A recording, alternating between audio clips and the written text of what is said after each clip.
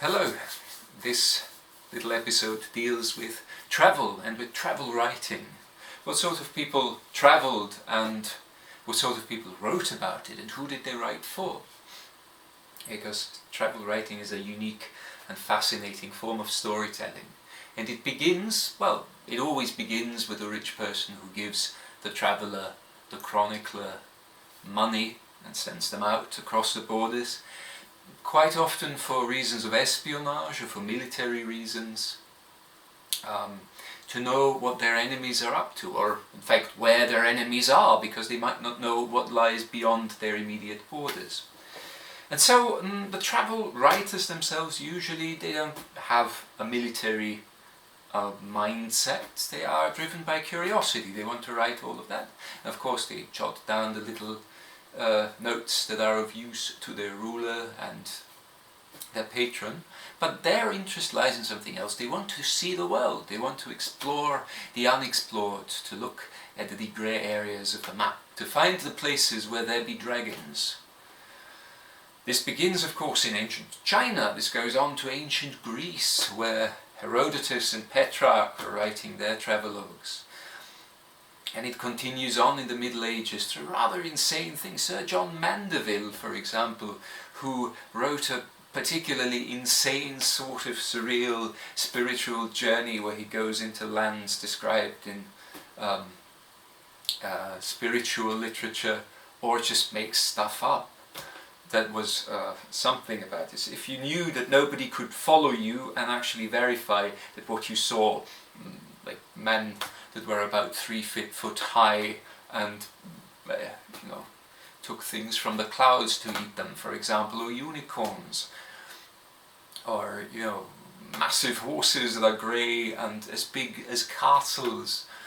All of these things, nobody could follow you and verify these things. You could write about whatever you wanted, and of course you slipped into some things, flights of fancy, creative travelling, as it were.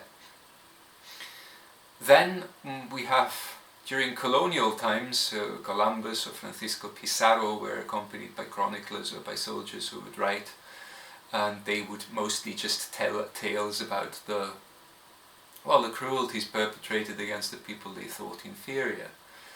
Then we go on into a more scientific sort of mindset, the time of Charles Darwin or Alexander von Humboldt, who went out there purely out of scientific interest and who wanted to find out everything that was to be found out about their one theory, about a universal theory of the world. And from them we move straight to the British gentlemen explorers, people who founded the Royal Society and National Geographic Institute, and who went, in high colonial times, went around to the colonies, or often were born in those colonies. Sometimes, maybe later, became writers in their own right. I'm thinking of George Orwell. From this on we go into often more literary experiments like Rudyard Kipling, and out of this colonial experience and the breaking down of the colonial experience, the slow breaking down of the colonial experience, at the time after the First and the Second World War, and then the Vietnam War, there's also a very, very interesting style of travel writing that becomes slightly like a reportage. People like Jan Morris or Norman Lewis were writing very much in that style, where the travel writer became a chronicler, became somebody who was watching very carefully what was going on and was often writing against the official lines that came out. This is, I think, a golden age for travel writing, time after anything from the end of the 1900s to the 1970s probably, and even later when it became more literary. From that style of reportage, travel writing then became more literary, because you couldn't write that much more about exploring different lands.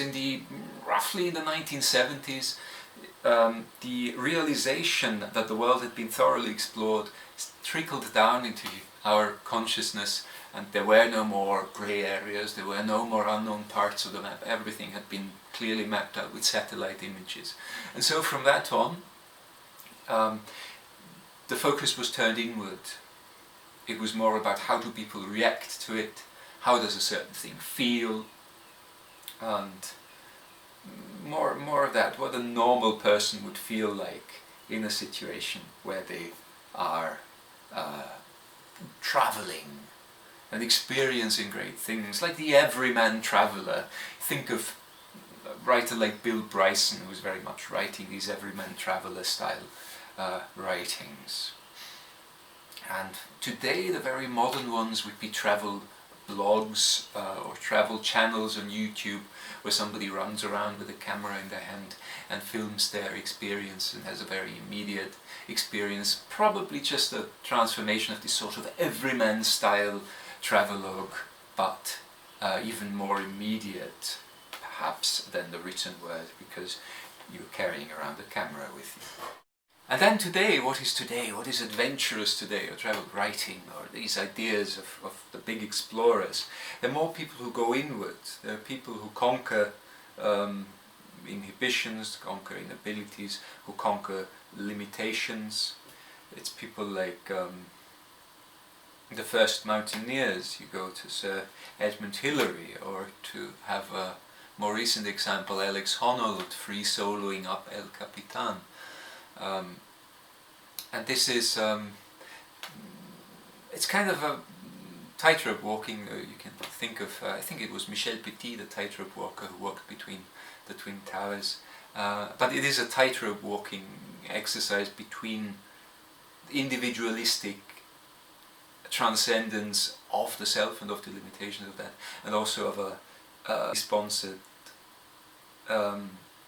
world, where you have to find the next big thing that hasn't been done yet. And so I'm in two minds of that kind of exploring.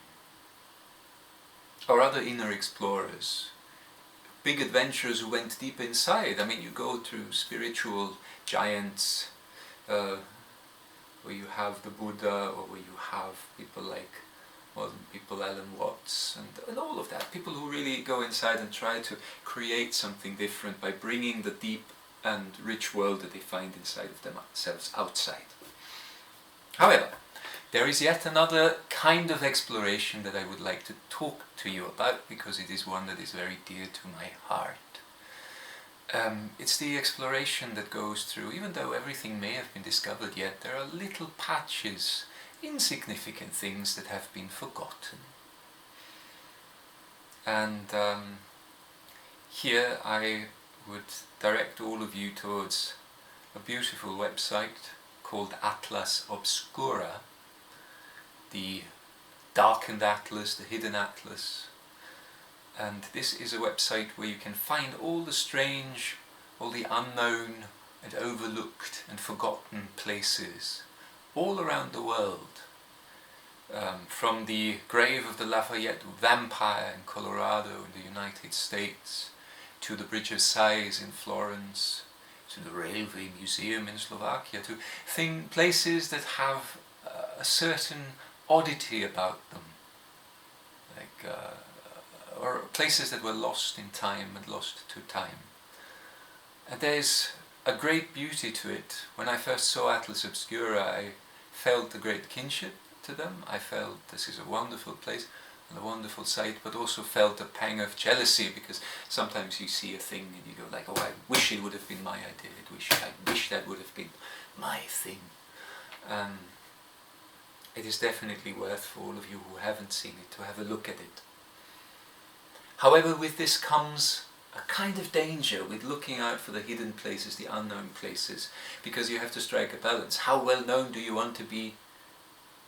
Do you want these unknown places to be and your own thing to be? Because of course, if you grow bigger and you want to grow bigger and you want to be more secure, you want to make more money, you want to be able to do more things, but if you deal with those forgotten, lost, hidden places, the more well known you make them, the more you're destroying your own kind of livelihood, or the philosophical basis of what you are doing. And that's a paradox that every travel writer knows. If you find a place that you love deeply, you don't want to tell everyone about it. You don't want it to become well known. You don't want masses to throng there to destroy it and to take everything away that you love about it. But still, that's not meant to be a criticism of that. It's a great thing, and it's great that the people of Atlas Obscura exist and work and can find time to grow. That much for that, with a quick romp through travel writing. Hope you enjoyed it. Watch good stories, listen to great stories, tell wonderful stories, and I'll talk to you later.